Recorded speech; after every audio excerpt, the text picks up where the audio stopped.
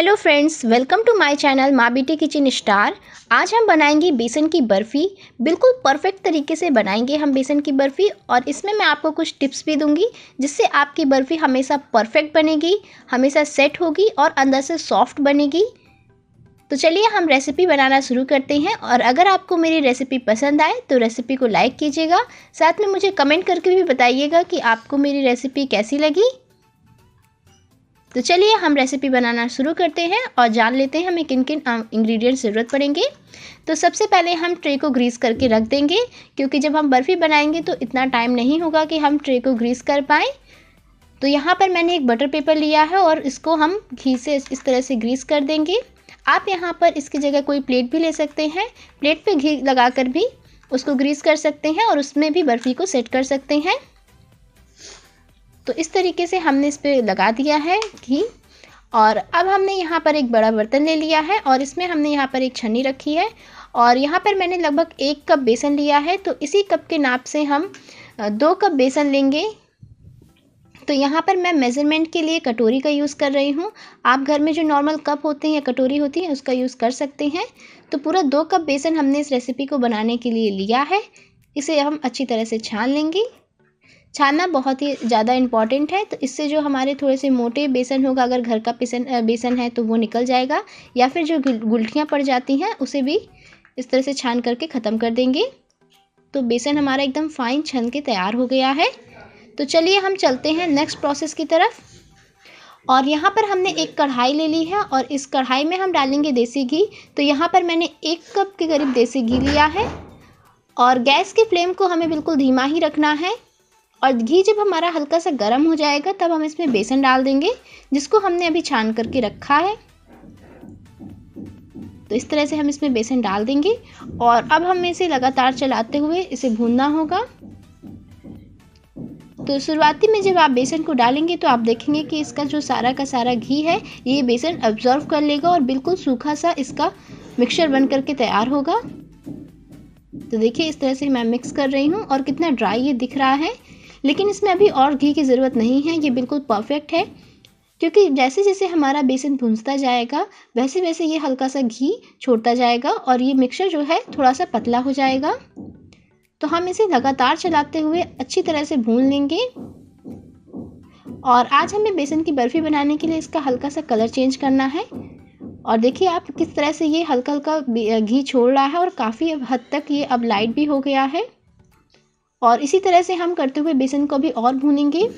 तो कुल कम से कम अगर आप धीमी आंच पे भून रहे हैं तो 8 से 10 मिनट लग जाते हैं बेसन को अच्छी तरह से भूनने के लिए।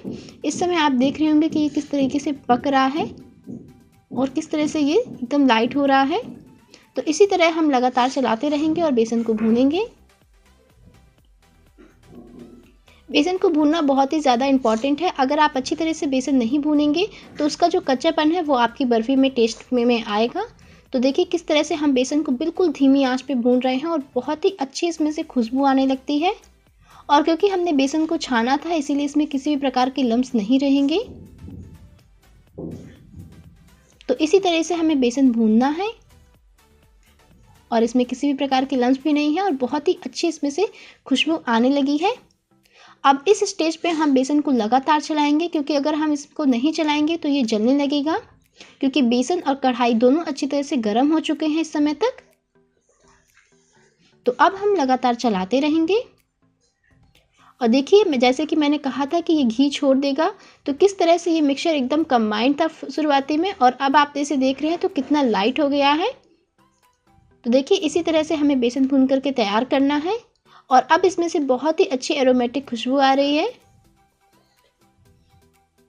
और बेसन भी हमारा अच्छी तरह से भून चुका है। इस तरह से ये लाइट हो जाएगा, बिल्कुल लाइट हो जाएगा। जब आप इसे चलाएंगे फ्रेंड्स तो आपको बहुत ही हल्का महसूस होगा इसे चलाने में, जबकि शुरुआती में जब आप इसे चलाएंगे तो काफ़ी टाइट होगा ये।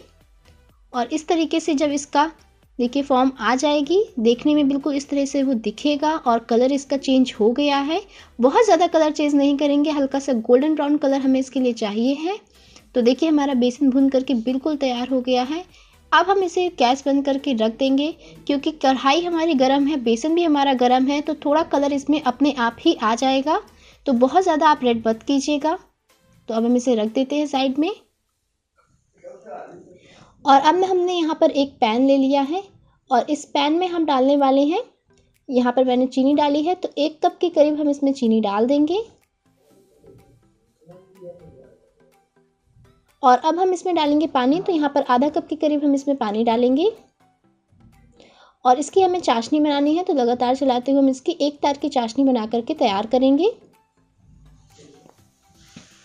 तो देखिए हमारी जो शुगर है वो अच्छी तरह से डिज़ोल्व हो गई है और अब हमारी चाशनी भी बनकर के तैयार हो गई है। तो इसे हम चेक कर लेंगे, इसका बिल्कुल हमें परफेक्ट एक तार चाहिए है। बर्फ़ी बनाने के लिए हमें से एक तार ही लगता है। और देखिए ये अच्छी तरह से गाढ़ी हो गई है। अब मैं आपको इसे चेक करके दिखाती हूँ। तो इसे हम एक छोटी कटोरी में इस तरह से निकाल लेंगे। और निकालने के तुरंत पहले आप तुरंत ना चेक करें, इसे थोड़ा सा रुक के चेक करें, तब आपको इसका तार अच्छी तरह से समझ में आएगा। तो अभी मैं आपको दिखा रही हूँ कि किस तरह से इसका तार बनने लगा है। इसे थोड़ा सा क्लियर कर देती हूँ ताकि अच्छे से आपको तार दिखने लगे। ये देखिए बिल्कुल एक तार हमारा बन रहा है, इससे ज़्यादा हमें गाढ़ा नहीं करना है। अब हम गैस के फ्लेम को बंद कर देंगे और चाशनी को उतार लेंगे गैस पर से।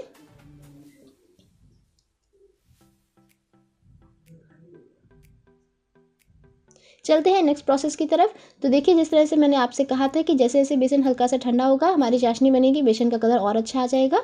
तो अब इसका कलर भी और अच्छा आ चुका है और अब हम इसमें डाल देंगे अपनी चाशनी। तो देखिए अभी मैंने गैस नहीं रखी है क्योंकि बेसन हमारा अभी पूरी तरह से ठंडा नहीं हुआ है, बेसन हमारा गर्म है और चाशनी तो हमने बिल्कुल अभी अभी रेडी की है, तो दोनों चीज़ें एकदम गर्म है। तो इसीलिए हमें गैस पे रखने की ज़रूरत नहीं है, बस इसे हम इसी तरह से रखेंगे और इसे मिक्स करेंगे। तो सारे की सारी चाशनी हमने इसमें डाल दी है। चाशनी को हमने 2 पार्ट्स में डाला था और अब हम इसे अच्छी तरह से मिक्स करेंगे ताकि इसमें किसी भी प्रकार की लम्स ना आए। अच्छी तरह से हम इसे मिक्स करेंगे। और ये जो मैंने आज आपको नाप बताई है ये बिल्कुल परफेक्ट नाप है। अगर आप इस नाप से अपनी बेसन की बर्फ़ी बनाएंगे तो वो भी बिल्कुल परफेक्ट बनेगी। मिठास भी इस बर्फ़ी में पर्याप्त है। और देखिए मैं इसे मिक्स कर रही हूँ और किस तरह से ये इसका फॉर्म आ गया, एकदम कंबाइंड डो हो रहा है। तो ये बिल्कुल तैयार हो गया है। हम इसे साइड में रख लेंगे और हमने जो ट्रे ग्रीस करके तैयार की थी उसे हम देख लेते हैं। उसे हम हल्का सा अच्छी तरह से ग्रीस करेंगे, बिल्कुल अच्छी तरह से हमें इसे ग्रीस कर देना है। और अब हम इसको जो है इसमें डाल देंगे अपनी बर्फ़ी को।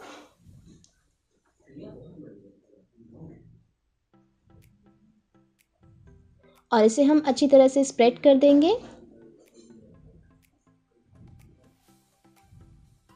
और आप चाहें तो इसे छोटी चम्मच की सहायता से आसानी से फैला सकते हैं। तो बर्फ़ी हमारी बिल्कुल बन करके तैयार हो गई है, बिल्कुल परफेक्ट बर्फ़ी हमारी बनी है। अब हम इसे सेट होने के लिए भी छोड़ देंगे और आप चाहें तो इसमें अपने मनपसंद के ड्राई फ्रूट्स ऐड कर सकते हैं, जो भी ड्राई फ्रूट्स आपको अच्छे लगे तो इसके ऊपर आप गार्निश कर सकते हैं। बट आज मैं यहाँ पर इसमें थोड़े से पिस्ता डालने वाली हूँ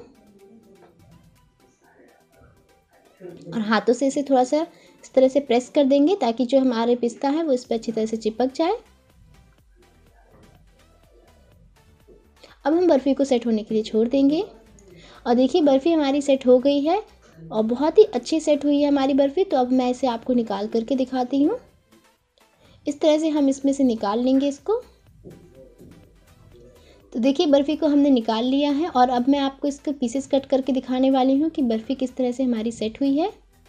तो पहले हम एजेस को निकाल देंगे, इसके बाद अपनी बर्फ़ी को कट करेंगे। तो जिस भी आकार के पीसेस आपको पसंद हो आप उस तरह से कट कर सकते हैं।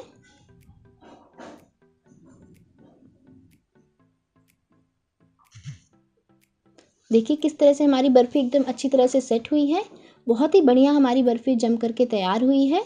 उम्मीद करती हूँ फ्रेंड्स कि आपको मेरी बेसन की बर्फ़ी की रेसिपी ज़रूर पसंद आई होगी। रेसिपी पसंद आए तो अपने फ्रेंड्स के साथ शेयर कीजिए बर्फ़ी बना करके, शेयर कीजिए मेरी रेसिपी को।